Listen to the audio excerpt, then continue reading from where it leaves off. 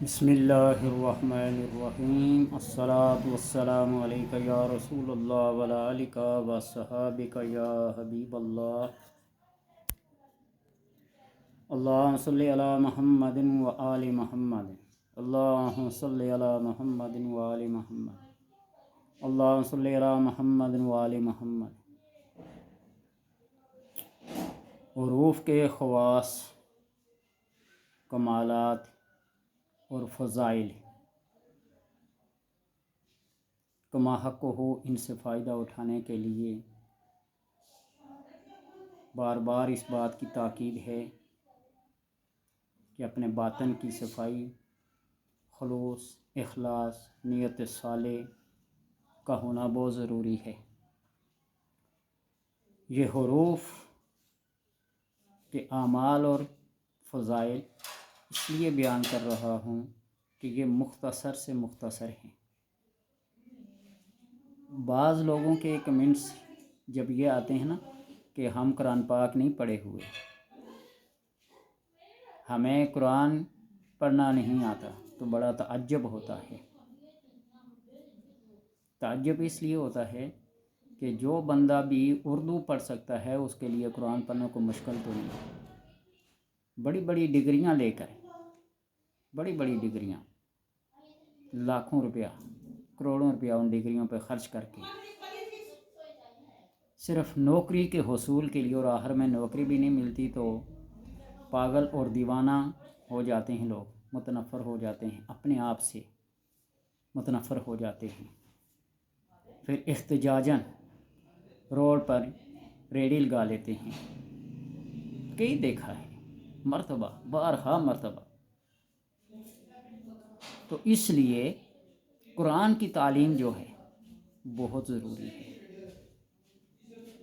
امام غزالی جیسے فلاسفر، صوفی، عالم سے لے کر نیچے تک ہر بندہ یہ کہتا ہے کہ جس کے پاس قرآن کی تعلیم ہو وہ کبھی بھوکا نہیں مرتا، وہ کبھی مفلسی کا شکار نہیں ہوتا۔ تو اس لیے قرآن کی تعلیم ضروری ہے۔ جو لوگ قرآن نہیں پڑھنا جانتے تو ان کے لیے یہ اعمال و فضائل ہیں کہ ایک حرف سے کام لے لیں۔ باقی پڑھے لکھے تعجب کریں گے کہ ایک حرف سے کیسا، لیکن قصے واقعات حق ہیں، سچ ہیں، جھوٹ ہیں، جو بھی ہیں، لیکن جب بندہ یقین اور اعتقاد کے ساتھ کسی چیز کو پڑھنا شروع کر دیتا ہے نا، تو اللہ تبارک و تعالی اس بندے کی استقامت کو دیکھ کر، اس کی مستقل مزاجی کو دیکھ کر اپنی عطا کریمی سے کچھ نہ کچھ اسے دے ہی دیتا ہے۔ واقعات اور روایات اور حکایات میں آتا ہے نا کہ ایک بندہ 70 سال تک بیٹھا یا صنم یا صنم یا صنم بت کے سامنے پکار رہا تھا۔ تو وہاں سے ایک اللہ کے کسی نبی کا یا کسی بزرگ کا گزر ہوا تو اسے کہا، وہ کیا تو صنم صنم پڑھتا ہے، یہ پتھر، یہ لکڑ کا بنا ہوا تمہیں کیا دے گا؟ کہا جاؤ تم اپنے کام سے غرض رکھو، مجھے اپنا کام کرنے دو۔ بہرحال وہ 70 سال پڑھتے پڑھتے ایک دن اس کی زبان لڑکھڑا گئی، یا صنم کی جگہ یا سمد یا سمد یا سمد کہنے لگا۔ اور اس نے جب یہ لڑکھڑاتی زبان سے یا سمد کہا تو وہ بت بول پڑا۔ بول کیا چاہتا ہے؟ اس نے ایک ہی سانس میں ساری دنیا کی حاجات اور خواہشات گن کے بتا دی۔ ٹھیک ہے، مالا مال ہو گیا۔ پھر اس بزرگ کا گزر ہوا تو دیکھا کہ وہ اتنا صاحب کمال ہو گیا ہے۔ پوچھا یا اللہ، یہ بت کے سامنے بیٹھا پڑھ رہا تھا، اسے کیا؟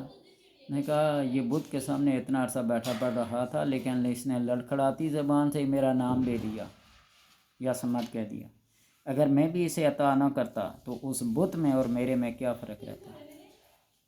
اللہ استقلال کو دیکھتا ہے نا، مستقل مزاجی کو دیکھتا ہے، استقامت کو دیکھتا ہے کہ میرے لیے اس ریاضت کا، اس مجاہدے کا، اس مشقت کا اٹھانا اس بندے کے لیے کتنا مشکل ہے۔ مجھے تو اس کی محنت شاقہ پہ ترس آ رہا ہے، اس لیے دے دیا۔ تو اس لیے میرے ناظرین اور سامعین، ان حروف سے کام لو. حرف سواد یہ عدد کے لحاظ سے اس کے عدد بنتے ہیں 90. یہ مزاج کے لحاظ سے گرم خشک ہے، مگر سردی خشکی پر غالب ہے، اور اس سے کام لینا چاہیں بے شمار کام ہیں. اس سواد کے لفظ سے شروع ہونے والے جو اسماء ہیں، صابر، صبور، سمد، تلاش کریں. جو بھی اللہ کے اسماء پڑھنا شروع کر دیں، پھر ان کی جلالیت، ان کی ہیبت اور ان کی عطا دیکھیں. اگر کوئی بندہ مچھلی کا شکار کرنا چاہے یا کوئی بھی شکار کرنا چاہے، شکاری بندہ ہو، پرندوں کا شکار کرنا، مچھلیوں کا شکار کرنا، اور حسن کاروبار کے لحاظ سے دیکھا جائے تو لوگ مچھلی کا زیادہ شکار کرتے ہیں، پرمٹ بنواتے ہیں، لائسنس بنواتے ہیں جی. تو اس لیے وہ یہ مچھلیوں کا شکار کرنا چاہیں تو اس سواد کو ایک مربع گول دائرے میں لکھیں. اس سواد کو، اس کے عدد 90 بنتے ہیں، لیکن پیچھے 0 کو ہٹا لیں، پیچھے 9 بنتے. 9 دفعہ اس سواد کو لکھ لیں اس دائرے کے اندر. وہ ڈوری روشنائی سے لکھیں گے، سیاہی سے لکھیں گے، قلم سے لکھیں گے، پوائنٹر کے ساتھ، جس کے ساتھ بھی لکھیں. وہ کنڈا یا وہ ڈوری جس کو پھینکتے ہیں، جو جال جو پھینکتے ہیں، اس کے ساتھ یہ لگا لیں. تو مچھلیاں اتنی آ جاتی ہیں کہ بندہ ہاتھ سے بھی پکڑ سکتا ہے. اب یہ اس یقین اور اس اعتماد کے ساتھ میں اس لیے کہہ رہا ہوں کہ صاحب کتاب نے یہ فرمایا ہے، اور اس کتاب کے بارے میں پہلے بھی کہہ چکا ہوں کہ صاحب کتاب نے لکھا میری کتاب کو بغیر وضو کوئی ہاتھ بھی نہ لگائے. ایسے رمز، ایسے اسرار، ایسے راز بیان کیے گئے ہیں اس کتاب کے اندر. اگر کسی کو شک ہو تو شمس المعارف کتاب کا نام ہے، پڑھ کے دیکھ لے، اس کے اندر جو باتیں ذکر کی گئی ہیں. تو اس لیے وہ فرماتے ہیں کہ مچھلیاں اتنی زیادہ آ جاتی ہیں کہ بندہ ہاتھ سے بھی پکڑ لیتا ہے.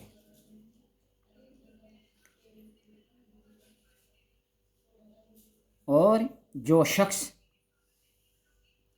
حرف صاد کو اس کے عدد کے مطابق ہجا کر کے لکھیں. سواد کیسے لکھیں؟ سواد الف دال.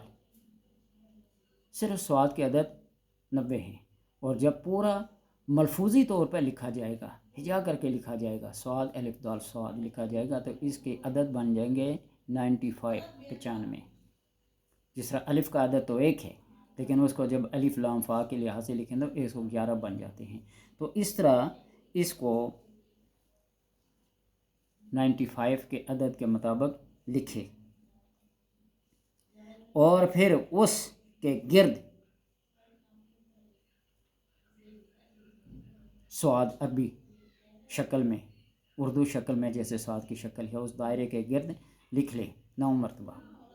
اپنے بازو کے ساتھ باندھ لے، گلے میں ڈال لے، دستار میں رکھے، ٹوپی میں رکھے.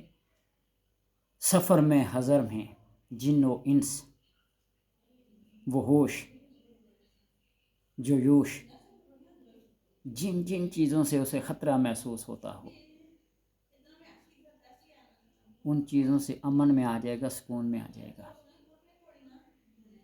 بالکل بحفاظت اپنے سفر کو مکمل کر لے گا، تھکاوٹ بھی نہیں ہوگی. اور اگر اس حرف سواد کے ساتھ جو اسماء بنتے ہیں، اللہم انی اسالک یا صادقو یا صبورو یا سمدو یا صابرو یا صاحبو کل غریب اسألک بما اودعتہ، حرف الصاد من الاسرار المخزونۃ ان تسخر لی خدام ھذا الحرف انک علی کل شیء قدیر. یہ پڑھیں تو اللہ تبارک و تعالیٰ اس کی ساری مشکلوں کو آسان کرے. اور حرف صاد کو ہاتھ کے انگلی کے اشارے سے بتا دوں گا.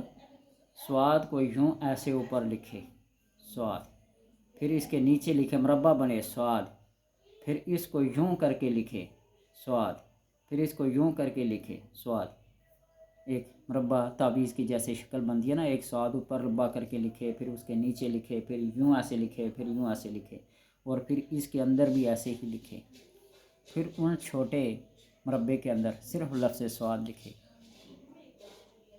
کسی ریشمی کپڑے میں باندھ لے اور اس کے گرد وہی اسماء لکھے جو سواد سے شروع ہوتے ہیں،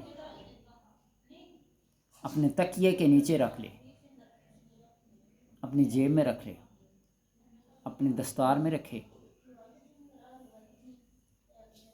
اپنے پاس جہاں جس طرح مرضی رکھے، اللہ تبارک و تعالیٰ اس کو ہر قسم کی خیر و برکت عطا فرماتے ہیں، معیشت کے لیے، کاروبار کے لیے، روزگار کے لیے۔